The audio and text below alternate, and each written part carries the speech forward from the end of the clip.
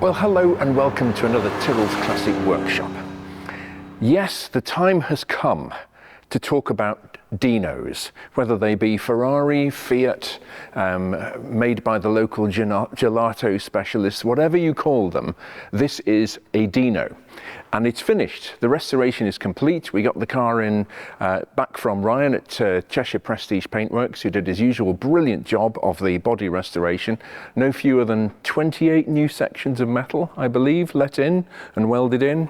And here we have the car 6 months after we got it back from him as a bare shell and chassis. It's now built up. All the modules were pre-built up ready, the engine and gearbox assembly, brakes, suspension, electrics, all the interior trim. Largely, the seats are the originals from 1973, but a lot of the interior work is new. The mouse hair dashboard, Craig's retrimmed. We've seen that in previous episodes. But some of the interior trim has been reworked, and some of it is original. The seats we've brought back to life with Craig feeding them with hide food and a very light cleaning, and then treating with the black leather dye, and they've come back to life beautifully. This is 50-year-old leather, 52-year-old leather actually, 51-year-old, and it's just come back a treat. We bought a carpet kit for the car and for the boot. Craig's had to do a lot of reworking on those. They did not fit at all, but that's what happens with hand-built cars. They really are individually made for that particular car. There's a lot more tolerance around at that time with regard to dimensions of interior floors and things like that, give or take half an inch here or there. These days it's all very much more tight and rigid in that respect, but the end result after all this work, I believe, is spectacular. We've had to do some work around the hoses and the breather hoses and the fuel pipes in the engine compartment, because the original Cavis hoses, as they're called, a lot of them are not, the material is not compatible with E10 petrol.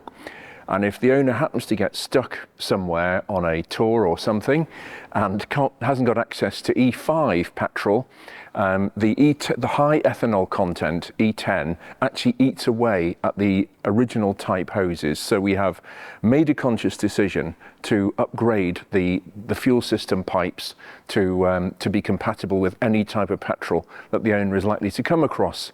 If he doesn't have an additive in the boot, and blah, blah, blah, blah, blah. So been a while since the trusty hose pipe has been out, and I'm going to tune the carburettors, balance them with that, and then this car has never left the workshop since it's been finished. Hasn't been outside the doors. So I'm going to give it literally its maiden voyage today, and you can come along with me with my notepad, blankety blank notepad and pen, and showing my age drastically now, and we'll make some notes and bring the car back and turn it into a car that works as beautifully as it looks. It really is a delight. This was built up from, as I say, a bare shell 6 months ago, and here we have the finished item. Let's have a look at the next stage in the procedure. It's been a while since the trusty hose pipe and screwdriver have been out. And here I'm adjusting the idle mixtures, which is having an effect on the engine. V6, of course, 6 cylinders, 3 twin-choke carburettors, as any self-respecting Italian semi-exotic would do, and then the rubber hose just to check the level of thump that each cylinder is drawing in through the carburetor, make sure they're balanced and that the quality of the noise is right, the harmonics. And yeah, just a little bit of further adjustment, and we have an engine that is ready for its very first maiden voyage on the road. So yeah, there we go, the rubber hose pipe and screwdriver method, which has been in use since well, the 19-whenevers really.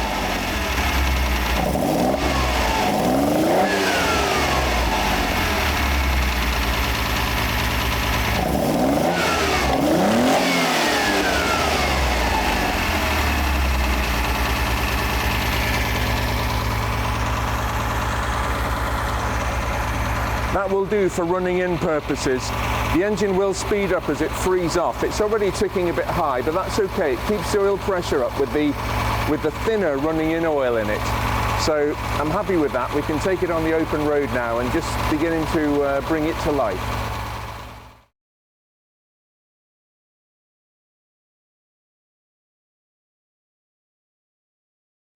Well, no Tyrrell's Classic Workshop video would be complete without a little nerdiness. So here we go. Fasten your seatbelt. This is a Ferrari Daytona, and I'm talking about door handles, the action of door handles from this era, because Ferrari came up with the most, Pininfarina, I guess, came up with the most exquisite design for door handles possibly ever used on a car. And that is this very aerodynamic, very dainty, but very elegant, but very functional door handle. And these have a certain way of working. You've got a rod that goes down inside the door with a cam that pulls the cable that opens the door. But the preload on them, the amount of free play, like a clutch or an accelerator or anything else, makes or breaks perfection. And I'll show you. This is what I would term passable, but not ideal. And I don't want to belittle this car in any way. We will sort this out. It's just a matter of adjustment. But we've got that much lost motion. We have to have a bit of lost motion, otherwise the door will randomly fly open because the lock isn't fully engaged. But, and I'm losing my little finger here because it should be dead easy, and then pull a little harder and the door opens. I'll just do that again. Now, 99.9% of people would say that's perfect, entirely acceptable. Let's have a look at the Dino that we've made a point of setting up beautifully. Well, through the magic of modern technology, here we are next to the Dino, and we made a point of setting this up, paying attention to detail, to the door handle. So here we go. A little bit of lost motion to make sure that the lock is fully disengaged or fully engaged, and then hey presto. Just do that again. Look at that. Like a hair trigger on a rifle. Absolutely, ultimately set up. Just makes a huge difference, really. We will be doing the Daytona. We've got, I think, 3 other Dinos in the workshop as well, but I'll just do that one more time. Look at that. I know it's nerdy, but these things make a difference. They're either perfect or they're not.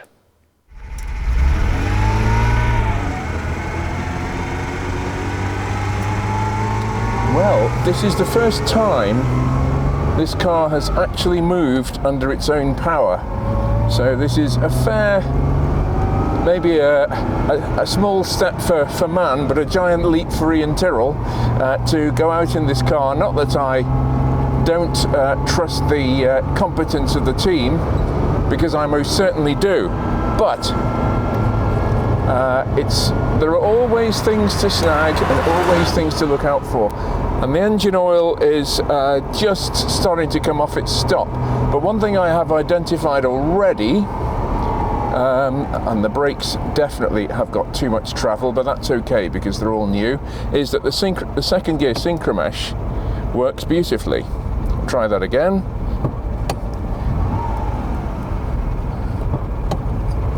Absolutely lovely.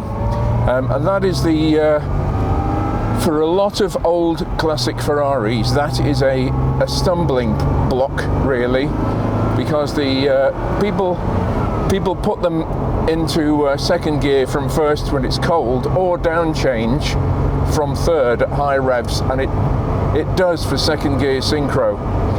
But Paul has rebuilt the gearbox for us, and he's actually done a beautiful job. I mean, this, considering it's brand new and nothing's bedded in yet, it's lovely. The clutch, I notice, is only just, it's quite heavy. It's heavier than it should be in a Dino.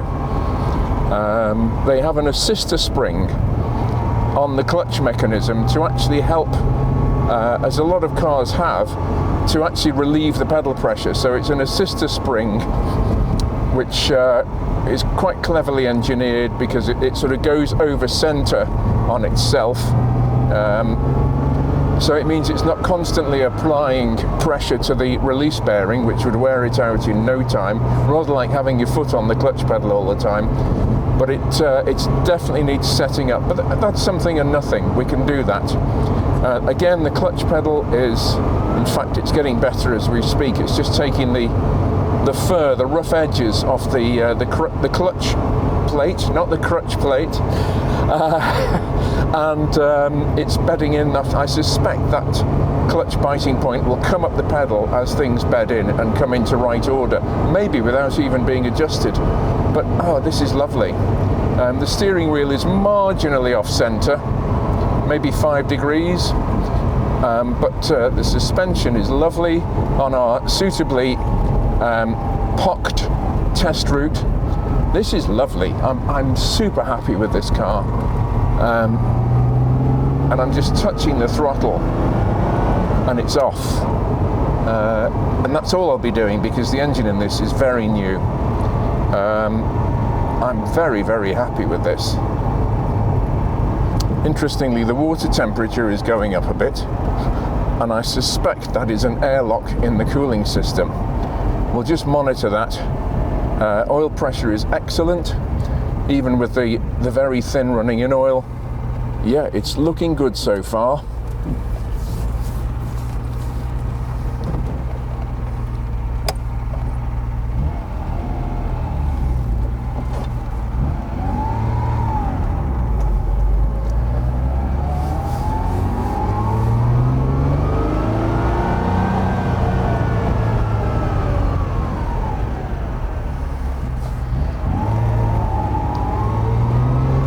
I'm so, again, this is a very emotional moment for me because Dennis, who owned this car, it was quite well known on the Wirral where he and I lived, and I had my business in the northwest of England, and it's very emotional to be driving this car again. Now it's been completely rejuvenated, every last nut and bolt, because I remember driving this car nearly 40 years ago, and just enjoying road testing it, and here I am again. It's quite interesting. Yeah, the water temperature is coming down now. It's coming towards the middle, so I suspect we've got an air leak which will need topping up. Again, hardly a problem. Oil temperature's coming up nicely. The suspension feels wonderful. It's not a blood and thunder car, this car. It's just a very sweet sports car, rather like an early Porsche 911. It's direct rival. It's all about little feeling every bump in the road. The steering is beautifully communicative. It's just, you think your way around corners in this car. For a car of its era, it was known for its very crisp handling. They're not the fastest car in the world, but that wasn't really the point of the Dino. And of course the argument rumbles on amongst enthusiasts. Is this a Ferrari? Is it not? Which I can sort of understand, but the engine is a direct descendant of a Formula 2 racing engine that Enzo's son Dino, who died very early in life, in his early 20s, the V6 engine was his pet project, hence the name Alfredino, or Dino for short. So in that case, I would say it's every inch a Ferrari. The Daytona was from the same era as this. It was contemporaneous with this car, and nobody calls the Daytona a Fiat just because it's got a 12-cylinder engine. So why should this be any different? But there we are. Contentious comment number 347-8. But this car is just, it's amazing because I have confidence in this car already. I feel as though I could go on a road trip in this car. It's just lovely. The suspension is just right. We did go to the trouble of having the original dampers rebuilt, the original Coney shock absorbers, so they are exactly as they left the factory, and the car is stable but supple is how I would describe it. Yeah, the water temperature is a little high. Again, we've obviously got a problem with an airlock there, but that's okay. We can deal with that. That's what this sort of thing is for. The steering is lovely. It doesn't, I mean, all the geometry's been set up. It doesn't particularly pull to the left, which is just fantastic, really, as it should be. The brakes are very young, and I'm not going to burn the pads by trying to bed them in too quickly. See if the indicators self-cancel, as they should.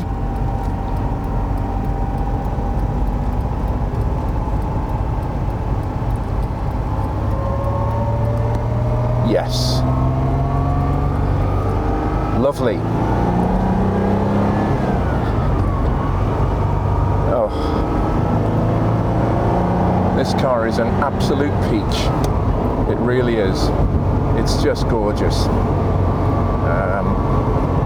Yeah, I'm very, very happy with this. I'm not going to open it up because the engine is so young, as is the rest of the car. I repeat, this is its first ever trip out of the workshop, and I couldn't be happier with it. I'm delighted. It's a good day in the office when we have a result like this. It really is. And Craig, as ever, has done a magnificent job of retrimming the dashboard. The seats feel fine, even though they are largely original from 50 years ago. So many people just attack cars like this when they're in for restoration, instead of saying sympathetically, what can we do? What can we conserve? Conservation is, for me, very important. It's even got its original Blaupunkt push-button radio in it, which was quite the thing in the early 70s. That would have cost a lot of money then. But yeah, very, very happy with this. Very happy.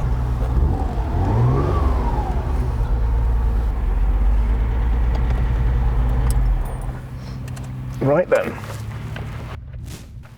To the trusty clipboard we go. So clutch, check. Assist to spring adjustment.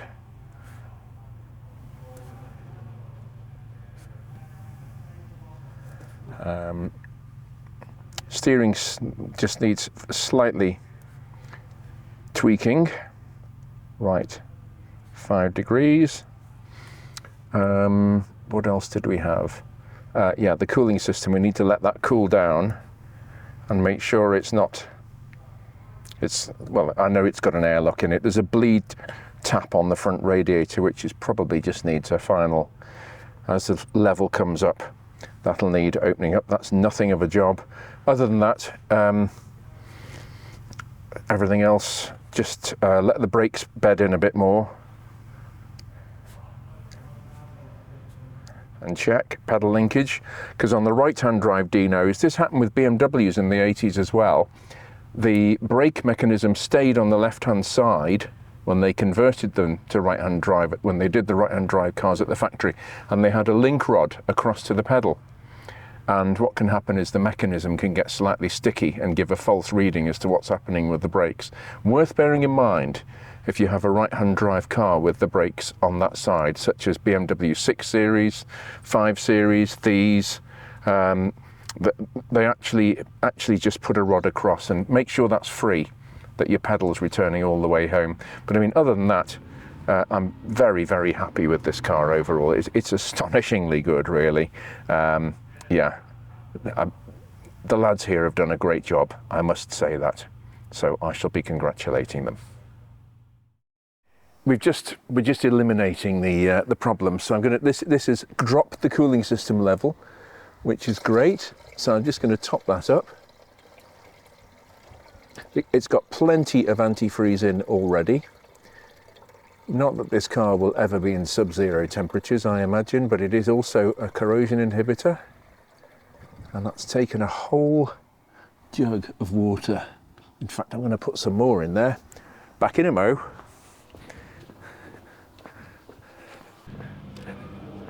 Here we go, reinforcements.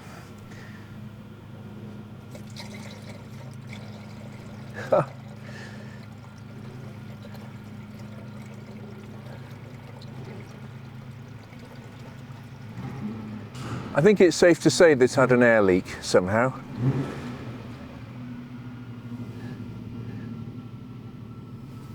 And still more. I'll be back. Here we go. Number 3.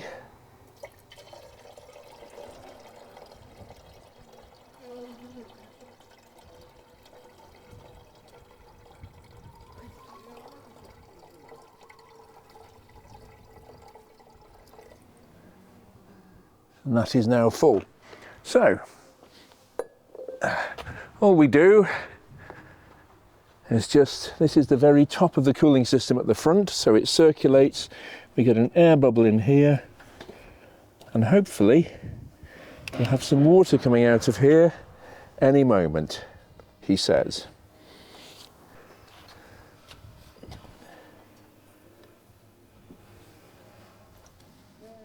Ah, there we go. There's the water starting to drip. Yeah, that's come through. Great. There it is. So we lock that off now. The coolant is right up to the top, and that should be tickety-boo. Well, thanks for watching. Hope you've enjoyed it. As ever, it helps the YouTube algorithm if you like and subscribe. So anyway, we'll be back with something else very soon.